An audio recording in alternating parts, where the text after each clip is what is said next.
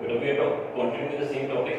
तो भी मैंने आपको क्या क्या एक्सप्लेन कर दिया था, एटॉमिक मास यूनिट एक्सप्लेन कर दिया था जिसकी वैल्यू क्या थी 1 AMU इज 1.66 10 to -24 या -27 करेंगे तो केजी में आ जाएगा।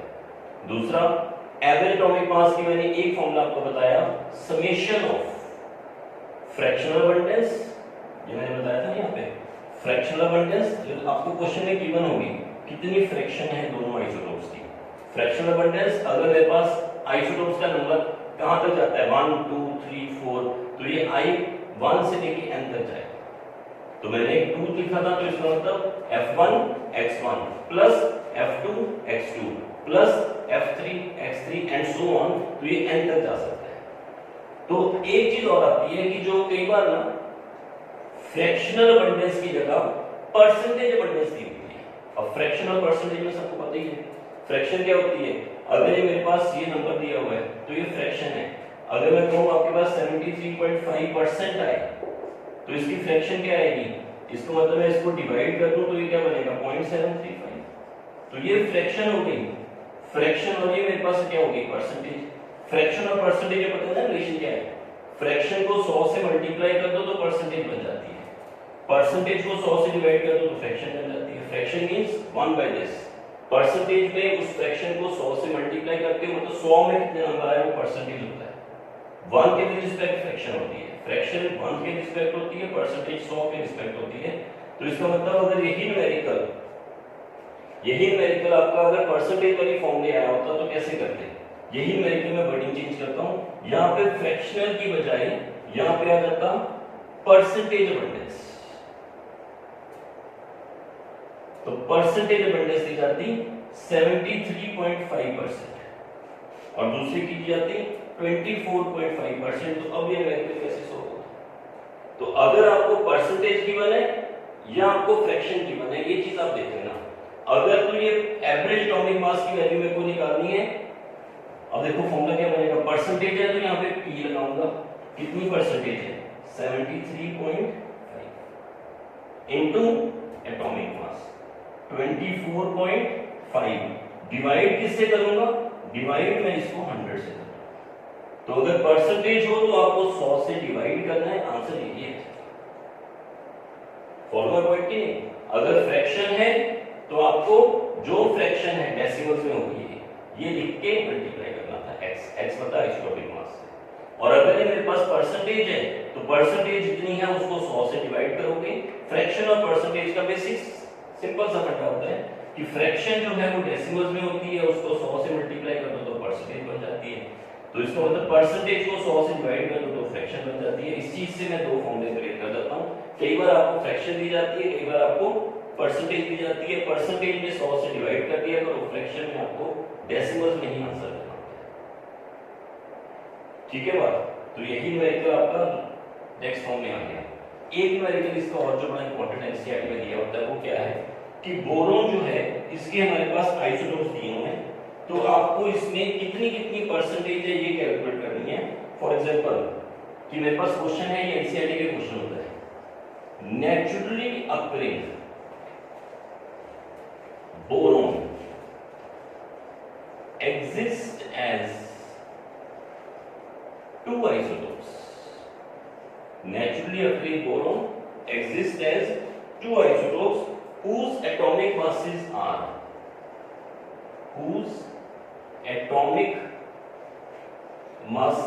are 10.41 AMU and दूसरे का दे रखा है 11.01 AMU. Calculate the percentage of each isotope. Calculate the percentage of each isotope if average atomic mass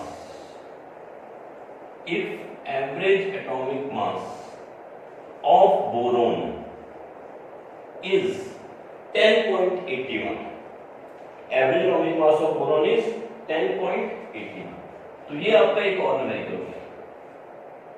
तो न्यूमेरिकल्स में करा रहा हूं इस टॉपिक के तीसरा न्यूमेरिकल है, ये न्यूमेरिकल नंबर 2 था। और यही न्यूमेरिकल नंबर 1 था। जब मैंने परसेंटेज में लिखा तो सेकंड न्यूमेरिकल था, फ्रैक्शन में लिखा तो ये फर्स्ट न्यूमेरिकल था। अब ये परसेंटेज में है तो ये सेकंड न्यूमेरिकल है, जब फ्रैक्शन में होता तो ये फर्स्ट वाला होता। तो आपको दिया हुआ है कि बोरॉन के पास 2 आइसोटोप्स हैं, उसका एवरेज एटॉमिक मास आपको पता है। इसका मतलब एवरेज एटॉमिक मास 2 आइसोटोप्स की कितनी परसेंटेज है ये पहले दी थी हमें, परसेंटेज दे रखी थी, हमें एवरेज निकालना था। अब एवरेज दे रखा है, हमें परसेंटेज निकालनी है।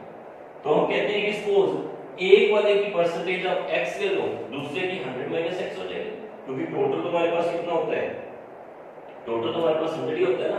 तो इसका मतलब average atomic mass is x into पहले का प्लस दूसरे की क्या आएगी 100 - x इनटू टोटल कितना हो गया 100। तो ये x क्या आ रहा है यहाँ पे, x is percentage of first isotope. First isotope कौन सा है, परसेंटेज ऑफ फर्स्ट आइसोटोप जिसका मास कितना था 10.41 और 100 - x क्या आ रहा है, percentage of second isotope. Second isotope का मास कितना आ रहा है 11.0। तो एवरेज एटॉमिक मास कितना दिया हुआ है क्वेश्चन में 10.81। तो ये 10.81 is equal to x into 10.41 plus 100 - x into 11.01 divided by 100। तो इसको आपको सॉल्व करना है। तो इसको जब सॉल्व करोगे तो आपके पास x की वैल्यू आएगी, तो ये जो x की वैल्यू आएगी इसको आप अपडेट कर लेना, आपका आंसर आ जाएगा। तो इसका मतलब अगर इसको सॉल्व करना चाहो तो सॉल्व करना है कि आप निकालोगे। तो इसका मतलब 10.81 into 100 is equal to 10.41x plus 11 minus 11.01x, यही बन गया। अब इसको अगर आप सॉल्व करना चाहो तो ये क्या बन जाएगा, आप खुद ही सॉल्व कर सकते हो इसको। तो अपना 10.41x माइनस 11.01, ये माइनस उधर चला जाएगा तो ये बन जाएगा 1081, ये प्लस वाली टर्म उधर माइनस चली गई तो ये बन जाएगा। तो यहां से सॉल्व करके आंसर क्या आएगा, इसको रख करते हैं। तो इसका मतलब यहां पे हमारे पास x का जो आंसर आएगा वो यहां से रिलेट आप कर सकते हो। तो ये वैल्यू हमारे पास क्या बन जाएगी, this is equal to 20 is equal to, ये वैल्यू कितनी आ गई सॉल्व करके, this is equal to, solve करोगे ना आप इसको, दिस इज इक्वल टू, चलो खुद ही सॉल्व कर लेना। तो ये x की वैल्यू सॉल्व करके जितनी आ गई वो आप यहां से निकाल लेना। तो ये x का आंसर हमारे पास कितना आ जाएगा 20%, और जो y का आंसर जो दूसरा हमारे पास आएगा वो कितना आएगा 80%। तो इसका मतलब पहले वाले आइसोटोप की परसेंटेज क्या आ गई, percentage of first isotope this is equal to this much, तो percentage of second isotope this is equal to this much. तो इसका मतलब आप न्यूमेरिकल मैंने किस फॉर्म में शुरू किए थे, मैंने न्यूमेरिकल शुरू किए थे आपके पास एवरेज एटॉमिक मास में, जिसमें f फ्रैक्शन बताई गई थी। फिर मैं आया परसेंटेज वाले कंसेप्ट पे, परसेंटेज आपको दी जाए, x आपको दिया जाए तो एवरेज एटॉमिक मास आप निकाल लोगे। अगर आपको एवरेज एटॉमिक मास दिया जाए और आइसोटोपिक मास भी गिवन हो तो आप इसकी परसेंटेज क्या है वो भी निकाल लोगे। तो ये न्यूमेरिकल इस फॉर्म में किया गया। तो मैंने एक टॉपिक आपके पास एटॉमिक मास 1 AMU एक्सप्लेन कर दिया, रिलेटिव एटॉमिक मास एक्सप्लेन कर दिया, इसी में ही हमने एवरेज एटॉमिक मास के फॉर्मूले डिस्कस कर दिए।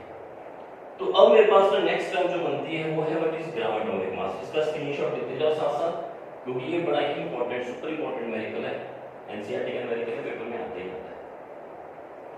ये वैल्यूज देखो मैं नहीं कर रहा, ये वैल्यू तो आपको याद होनी कंपलसरी है, ये वैल्यू तो आनी चाहिए आपको। ग्राम में निकलो, केजी में निकलो, fractional average atomic mass in terms of fractional abundance, average atomic mass in terms of percentage abundance. तो ये आपकी कैलकुलेशंस के साथ आपका न्यूमेरिकल यहाँ पे सॉल्व है। तो इसका स्क्रीनशॉट लेके हम आगे चलते हैं।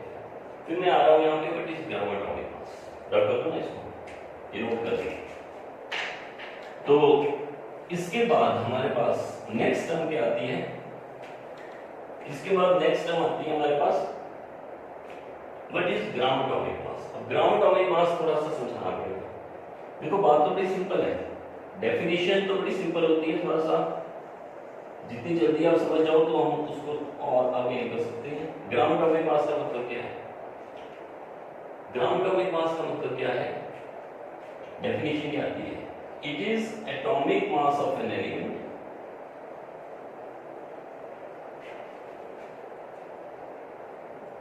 expressed in grams। देखो बात तो बड़ी सिंपल है, कोई डेफिनेशन पूछे तो हम कहेंगे एटॉमिक मास को ग्राम्स में लिख दो तो ग्राम एटॉमिक मास है। मतलब क्या है इस चीज का? मतलब क्या है कि जब हमने किसी का भी देखो मास of one atom, mass of one atom कितना? किसी भी एक एटम के मास से देखो, सपोज मेरे पास सोडियम था तो ये 23 AMU था, ठीक। ये mass of one atom with respect to जब AMU में लिखा जाता है ना तो ये से क्या बोलते हैं? रिलेटिव एटॉमिक मास, ठीक है। अब इसी के मास को मास of an atom in grams, mass of an atom in grams, इसको हम लिखते हैं कि एटम का मास ग्राम्स में कितना है, इसको हम लिख देते हैं, चलो यार इसका क्या है? Actual mass of atom. This is actual mass of atom in grams. तो वो क्या होगा? एक तरीका हो सकता है कि 23 को 1.66 10 रेज़्ड टू पावर -24 से मल्टीप्लाई कर देना। ये क्या आ गया? ये mass of an atom in grams आ गया ना। सोडियम के एक एटम का मास ग्राम्स में कितना है वो निकाल दिया। अब दूसरी चीज क्या आ गई कि ग्राम एटॉमिक मास क्या है? ग्राम एटॉमिक मास क्या है? मास ऑफ एन एलिमेंट है, ये एलिमेंट का मास है। Mass of an atom of mass of an element which is expressed in gram. तो इसका मतलब मेरे पास रिलेटिव एटॉमिक मास कितना आया सोडियम का, तो ये इसका रिलेटिव एटॉमिक मास था। तो relative atomic mass of an element को जब ग्राम्स में लिखा जाए तो ये ग्राम एटॉमिक मास हो जाएगा। तो रिलेटिव एटॉमिक मास और ग्राम एटॉमिक मास का नंबर सेम है, बट उसके जो पीछे ये है ना यूनिट की फॉर्म में ये डिफरेंट है। Relative atomic mass is mass of an atom of an element with respect to 1 AMU। ये मास इसका क्या एक्चुअल मास है? एक्चुअल मास तो ये है, क्या याद कर पाओगे सोडियम का? नहीं। तो इसको सिंपलीफाई करने का तरीका क्या है कि जब मैं सोडियम का मास AMU में लिखता हूं तो ये मास कौन सा बन जाता है? रिलेटिव एटॉमिक मास। ये कितने एटम्स का मास है? ये 1 एटम का मास है सोडियम के। सोडियम के एक एटम का mass with respect to mass of an atom with respect to 1 AMU। तो जब हम विद रिस्पेक्ट पढ़ते हैं तो वो मास क्या होता है? रिलेटिव एटॉमिक मास। तो रिलेटिव एटॉमिक मास एक अलग चीज है, actual mass of an atom एक अलग चीज है। ग्राम एटॉमिक मास इसी के मास को ग्राम्स में लिखा गया। बट बेसिकली अब दोनों में डिफरेंस पता क्या है? अगर मैं कहूं कि यार ये जो नंबर है इसको मैं इस नंबर को, ये जो मास बेसिकली बड़ा छोटा है, this is very very small, इसको याद करना मुश्किल है। अब इसकी जगह हमने सिंपलीफाइड याद क्या करवाया? 23x, x का मतलब AMU। तो ये 23 ग्राम्स का मास है, तो ग्राम atomic mass, mass of an atom expressed in grams. But ये बेसिकली पता क्या होता है? It is mass of 6.022 into 10 raised to power 23 atoms. तो ये इतने एटम्स का मास होता है ग्राम्स में। इसका मतलब अगर मैं इस नंबर को, इस जो वैल्यू आएगी ना, इसको मैं सपोज करूं कि मेरे पास 1 हाइड्रोजन का मास की बात करें तो हाइड्रोजन का मास नियरली हम इतना ले सकते हैं, नियरली यही होता है मेरे पास। तो 1.67 1.66 इतना की फर्क है। इसको मैं किस नंबर से मल्टीप्लाई करूं कि मेरे पास आंसर 1 आ जाए, क्योंकि हाइड्रोजन का मास नियरली हम 1 लेते हैं। तो वो जो नंबर बेसिकली जिससे हमने मल्टीप्लाई किया ताकि मेरे पास आंसर 1 आ जाए, तो इस कैलकुलेशन में सॉल्व करके देखो कि ये एक एटम का मास है हाइड्रोजन की, इसको किस नंबर से मल्टीप्लाई किया जाए ताकि इसका आंसर 1 आ जाए। तो वो जो x की वैल्यू सॉल्व हुई उसकी वैल्यू नियरली मेरे पास इस नंबर के अकॉर्डिंग है। तो ये नंबर साइंटिस्ट एवोगैड्रो ने दिया, तो इसका नाम आ गया एवोगैड्रोस नंबर। तो एवोगैड्रोस नंबर बेसिकली हम इस तरह से सिंपलीफाई करके रिलेट कर सकते हैं। बेसिकली कांसेप्ट टेक्निकल होगा, बट मैंने सिंपलीफाइड फॉर्म में क्या लिखा कि ये एक एटम है हाइड्रोजन का, सपोज, और एक एटम ऑफ हाइड्रोजन का मास 1 होता है। तो इसको कितने नंबर से मल्टीप्लाई करूं, कितने, ये एक एटम का मास है, ये कितने एटम्स का मास है, एक एटम्स का। तो एक एटम के मास को हम कितने और एटम से मल्टीप्लाई करें कि मेरा नंबर 1 आ जाए, जो कि एक हमने सपोज किया हुआ है 1 AMU की फॉर्म में। तो ये 1 लाने के लिए मेरे को कम से कम इतने एटम्स का मास मल्टीप्लाई करना पड़ा। तो इतने नंबर ऑफ एटम्स को मल्टीप्लाई करो तब जाके आंसर 1 आया। तो इसलिए हमने कहा कि जो मास AMU में लिखा होता है ये एक एटम का मास होता है। इसको किस नंबर से मल्टीप्लाई करूं कि आंसर 23 आ जाए, देखो ना, इसको भी मैं किस नंबर से मल्टीप्लाई करूं कि आंसर 23 आ जाए। तो जब मैं इन दोनों को मल्टीप्लाई करूंगा तो आंसर 1 आता है, सिंपल सी। तो इसका मतलब 23 AMU रिलेटिव एटॉमिक मास है, ये एक एटम का मास है विद रिस्पेक्ट टू 1 AMU। तो इसका मास अगर आपको ग्राम्स में लिखना है तो ये तो बहुत छोटा नंबर है।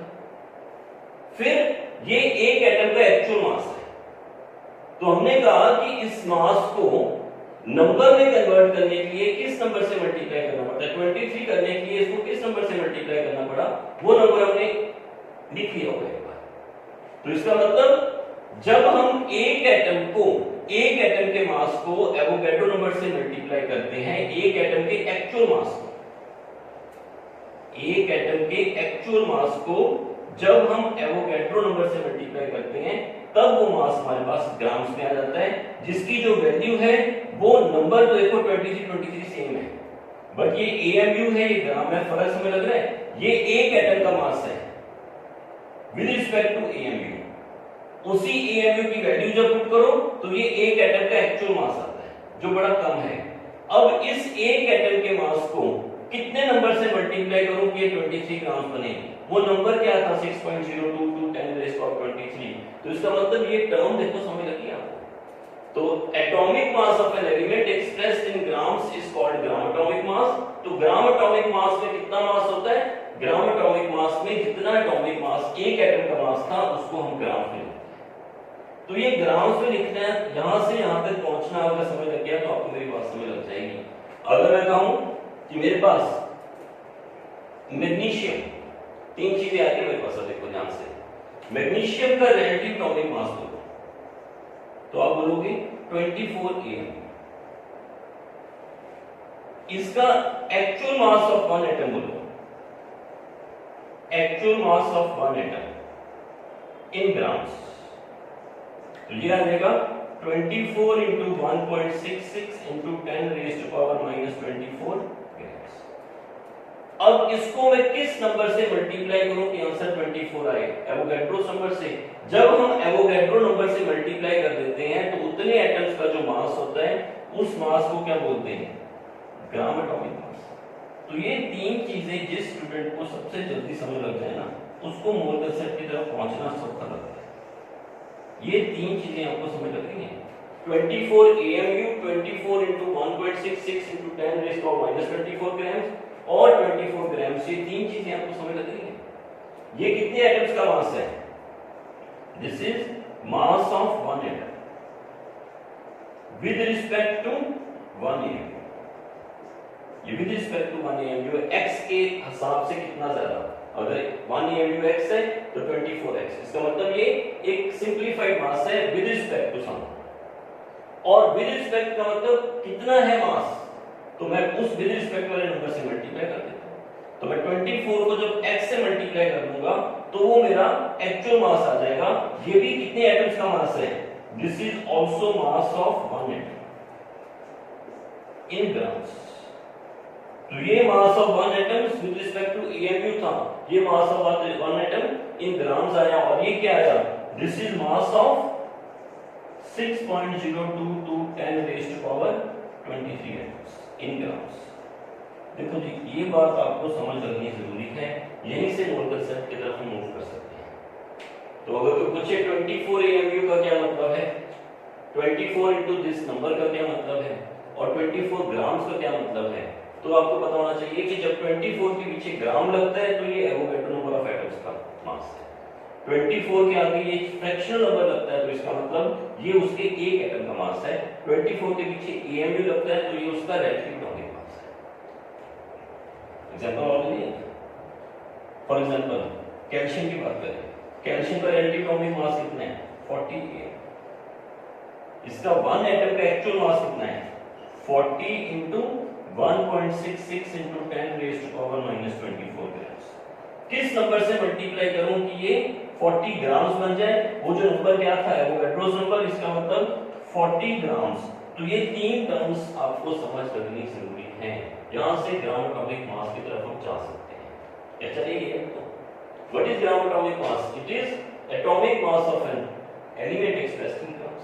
एटॉमिक मास क्या था 40 AM, तो रिलेटिव एटॉमिक मास 40 AM। इसका मतलब रिलेटिव एटॉमिक मास को जब ग्राम्स में लिखा जाएगा तो ग्राम एटॉमिक मास बनेगा। तो किसी भी एक एलिमेंट के एटम के मास को जब आप ग्राम्स में लिखते हो तो वो ग्राम एटॉमिक मास है। ग्राम एटॉमिक मास बेसिकली 1 मोल की तरफ जाता है और 1 मोल में कितने एटम्स होते हैं एवोगैड्रोस नंबर। इसका मतलब जब भी कोई ग्राम एटॉमिक मास बोलेगा तो ग्राम एटॉमिक मास में कितने एटम्स का मास होगा, मास of 6.022 10 raised to power 23 atoms. तो जब इतने एटम्स का मास लिखा जाएगा तो वो ग्राम एटॉमिक मास है। जब एक एटम का मास लिखा जाएगा तो वो बेसिकली ग्राम्स में लिखा जाएगा, वो फ्रैक्शन में होगा। और जब उसको नंबर की फॉर्म में लिखा जाएगा तो वो रिलेटिव एटॉमिक मास है। तो मैग्नीशियम का मैंने एग्जांपल दिया तीनों केसेस में, कैल्शियम का एग्जांपल दिया तीनों केसेस में। ग्राम एटॉमिक मास में कितने एटम्स का मास है, एवोगैड्रोस नंबर ऑफ एटम्स का मास है। रिलेटिव एटॉमिक मास में सिर्फ एक नंबर है 40 AMU, मतलब x मतलब AMU को x बोलता हूं तो x से वो कितना टाइम ज्यादा, तो x की वैल्यू क्या है उसको पुट कर दो तो उसका मास ऑफ 1 एटम आ जाएगा। तो ये mass of 1 atom in grams, ये रिलेटिव एटॉमिक मास, ये ग्राम एटॉमिक मास, ये दोनों एक एक एटम्स के मास है, ये एवोगैड्रो नंबर ऑफ एटम्स का मास है। जब हम लिखते हैं ना what is gram atomic mass, gram atomic मास का एक वर्ड और क्या बनता है, what is 1 gram atom. 1 gram atom is called gram atomic मास। इसका मतलब चलिए ये तो कोई खास चीज नहीं है, तो इसका मतलब what is 1 gram atom, 1 gram atom is called gram atomic मास। इसका मतलब what is 1 gram atom, gram atomic मास। इसका मतलब क्या हो गया कि 1 ग्राम एटम किसका निकालूं मैं, 1 ग्राम एटम आप निकाल दो मेरे को कैल्शियम का, तो मैं लिखूंगा 40 ग्राम्स। 1 ग्राम एटम मैग्नीशियम का मैं लिख दूंगा 24 ग्राम्स। 1 ग्राम एटम और किसका बोल दो, सोडियम का बोल दो 23 ग्राम्स। 1 ग्राम एटम किसी का बोल दो, क्लोरीन का बोल दो, ये फ्रैक्शन में आ जाएगा 35.5 ग्राम्स। तो इसका मतलब 1 ग्राम एटम ग्राम एटॉमिक मास को ही बोलते हैं। तो ये कितने एटम्स का मास होता है, 1 gram atom is mass of 6.022 into 10 raised to power 23 atoms. ये चीजें देखो समझ लग रही हैं, इसका स्क्रीनशॉट लो अच्छी तरह से। बस समझाने की है सिर्फ, इसमें सिर्फ समझाया है, डेफिनेशन तो देखो कुछ भी नहीं है। What is gram atomic mass, it is mass of an element expressed in grams. तो रिलेटिव एटॉमिक मास को जब मैं ग्राम्स में लिखता हूं तो ग्राम एटॉमिक मास है। ग्राम एटॉमिक मास का मतलब क्या है, it is also called 1 gram atom, it is also called 1 gram atom, it is also called 1 ग्राम। तो ग्राम एटॉमिक मास 1 ग्राम एटम को ही बोलते हैं। इसमें कितने एटम्स का मास होता है, एवोगैड्रोस नंबर का। थोड़ी सी चीजें याद रखो बस, 1 ग्राम एटम ग्राम एटॉमिक मास, तो 1 ग्राम एटम ग्राम एटॉमिक मास है, इसमें कितने एटम्स का मास है, एवोगैड्रोस नंबर। जब भी सिंपल सा नंबर होगा तो छोटा सा, ये वाले नंबर सिंपल नंबर्स हैं, इन नंबर्स के आगे ग्राम लिखा होगा तो इसका मतलब ये ग्राम एटॉमिक मास वाला आंसर होगा। जब भी मेरे पास 10 की पावर -24 जैसा कोई मास आएगा तो ये एक एटम का मास होगा, ये एवोगैड्रोस नंबर ऑफ एटम्स का मास होगा। तो सिंपल सी बात मान में आ रही है कि अगर मैं लिखूं 108 U 108 ग्राम्स, दोनों में फर्क समझ रहे हैं, ये क्या है, रिलेटिव एटॉमिक मास किसका है, ये सिल्वर का। सिल्वर का एटॉमिक मास 108 होता है। व्हाट इज ग्राम एटॉमिक मास, तो ये सिल्वर का ग्राम एटॉमिक मास है। ये कितने एटम्स का मास है, 6.022 into 10 raised to power 23। तो इसका मतलब actual mass of one atom कैसे निकालोगे? Actual mass of an atom कैसे निकालोगे? Actual mass of one atom कैसे निकालोगे? कितने एटम्स का मास है ये वाला? 6.02 10 रेज़ टू पावर 23 एटम्स का मास कितना है? 108। वन एटम का मास कितना आएगा? इसका मतलब मैं यही कह रहा हूं ना, इतने एटम्स का मास कितना है? ग्राम एटॉमिक मास। तो व्हाट इज मास ऑफ इतने एटम्स? तो मास ऑफ वन एटम क्या आएगा? डिवाइड करते थे ना न्यूटन मेथड में, gram atomic mass divided by 6.022 10 raise to power 20। तो इसका मतलब एक एटम का मास निकालना कैसे निकालते हैं? जितना उसका ग्राम एटॉमिक मास आए उसको एवोगैड्रो नंबर से डिवाइड कर देते हैं। ये मास किसमें आएगा? ग्राम्स में। देखो एक्चुअल मास निकालने के दो तरीके हो गए। एक तरीका क्या था? 1 AMU से मल्टीप्लाई कर दो 24, क्योंकि ना देखो है तो मैथमेटिकल चीज ही है। जब हम ये मैथमेटिकल चीज होगी ना, इसको हम क्या बोलते हैं? इसी की तो वैल्यू है ये वाली। ये जिसको समझ लग गया वो तो बात है किसी का है। इसका मतलब जब मैं 108 को इस नंबर से डिवाइड करूंगा तो इसका मतलब क्या है? डिवाइड करने का मतलब मैं इससे मल्टीप्लाई तो कर रहा हूं। इसका मतलब मैं जब इससे मल्टीप्लाई करूं ये वैल्यू और 1 बाय ये वैल्यू, मैथमेटिकली तो सेम ही है ना। तो इसका मतलब बात क्या होगी कि अगर मेरे पास 24 AMU है, इसको एक्चुअल मास में कन्वर्ट करना है, एक एटम का कितना मास है, तो आप इसको x सपोज करते हैं। इस x की वैल्यू क्या है? ये। तो जब आप AMU को इस वैल्यू से मल्टीप्लाई करो तो एक एटम का मास आता है। दूसरा स्टूडेंट कहता है यार ऐसे भी तो हो सकता था सर कि आप कह रहे हो कि इतने इतना मास, इतने एटम्स में मास कितना होता है? ग्राम एटॉमिक मास। तो एक एटम में कितना मास होगा? आप ग्राम एटॉमिक मास 24 को जब इस नंबर से डिवाइड करोगे तो आंसर क्या आएगा मेरे पास? यही आ जाएगा। तो ये मेरे पास actual mass of one atom में आ जाएगा। क्यों? क्योंकि जब मैं एवोगैड्रो नंबर से डिवाइड करता हूं 1 by this term is equal to 1.66 10 raised to minus 24। तो इसका मतलब एक्चुअल मास निकालने के दो तरीके आपको समझ लेने चाहिए। अगर मैं कहूं कि किसी का एक्चुअल मास कितना है तो 24 AMU को इस नंबर से मल्टीप्लाई करो तो एक एटम का एक्चुअल मास। दूसरा तरीका क्या है कि इतने एटम्स का मास कितना है? 24। इतने एटम्स का मास कितना है? 24। एक एटम का मास कितना है? 24 को इस नंबर से जब डिवाइड करोगे तो भी आंसर इतना ही आएगा। बात समझ लगी कि नहीं? Actual mass of one atom निकालने का तरीका क्या हो गया? यहां पे एक शॉर्टकट बता दूं। Actual mass of one atom क्या तरीका हो गया? ग्राम atomic mass divided bye Avogadro. दूसरा कंसेप्ट क्या हो गया कि जितना आपके पास मास दिया है, जितना आपके पास रिलेटिव एटॉमिक मास है, उसको आप इससे मल्टीप्लाई कर दो, आंसर तो सेम ही है। तो ये 24 को इस नंबर से मल्टीप्लाई करो, ये वही आंसर आएगा जो ग्राम एटॉमिक मास को इससे डिवाइड करके आया। तो ये actual mass of one atom है। जैसे मर्जी रिलेट करो, बेसिकली मैथमेटिक्स ही है कि जब मैं डिवाइड करता हूं एवोगैड्रो नंबर से 1 को, 1 divided by this thing is this number. तो जब मैं रिलेटिव एटॉमिक मास को इस नंबर से मल्टीप्लाई करूंगा तो इसका मतलब आंसर वो मेरे पास एक एटम का ही आएगा। तो 24 को इस नंबर से मल्टीप्लाई करो तो एक एटम का एक्चुअल मास, 24 को एवोगैड्रो नंबर से डिवाइड करो तो एक एटम का एक्चुअल मास। यहां तक मैं पहुंच गया हूं। तो मेरे पास आज के लेक्चर में ना मैंने क्या कैलकुलेट किया? एटॉमिक मास 1 AMU कैलकुलेट कर दिया, वो वैल्यू लिखी हुई है साइड में। एवरेज एटॉमिक मास का फार्मूला प्रिंट कर दिया, fractional abundance into isotopic mass, percentage abundance into isotopic mass, दो तीन वेरिएबल्स उसके हो गए। फिर हमने रिलेट कर दिया कि रिलेटिव एटॉमिक मास क्या होता है? किसी भी एटम का mass of an atom of an element with respect to 1 AMU। तो relative atomic mass with respect होता है, इसका मतलब इसके पीछे नंबर क्या लगेगा? AMU। अगर आप AMU की वैल्यू पुट कर देते हो तो वो उसके एक एटम का एक्चुअल मास होता है, जो बड़ा छोटा नंबर है जिसको याद करना मुश्किल होता है।